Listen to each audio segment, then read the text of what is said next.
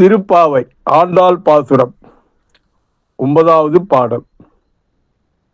தூமணி மாடத்து சுற்றும் விளக்கெரிய தூபம் கமட துயிலணை மேல் கண் வளரும் மாமன் மகளே மணிக்கதவம் தாழ் திறவாய் மாமீரவளை எழுப்பீரோ உன் மகள்தான் ஊமையோ அந்தி செவிடோ அனந்தலோ ஏம பெருந்துயில் மந்திரப்பட்டாலோ மாமயன் மாதவன் வைகுந்தன் என்றென்று நாமம் பலவும் நவின்றேலோர் எம்பாவாய்.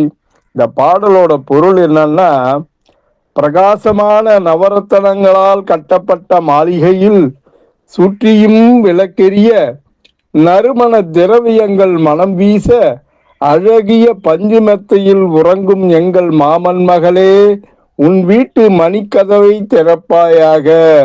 எங்கள் அன்பு மாமியே, அவளை நீ எழுப்புவாயாக. உன் மகளை எத்தனை நேரமாக நாங்கள் கூவி அழைக்கின்றோம், அவள் பதிலே சொல்லவில்லையே. அவள் என்ன ஊமையா அல்லது செவிடா? சோம்பல் அவளை ஆட்கொண்டதா?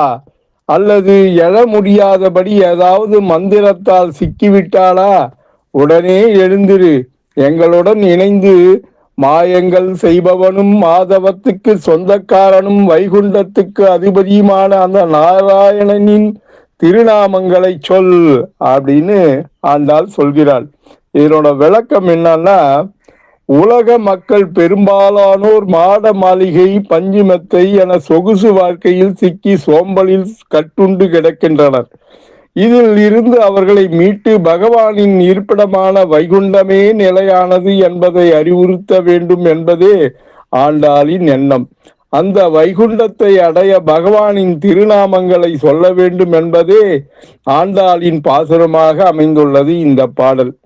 அன்புடன் எம் தணிகானந்தம், சேந்தமங்கலம். மீண்டும் நாளைய பாசுரத்தில் சந்திக்கலாமா? வணக்கம்.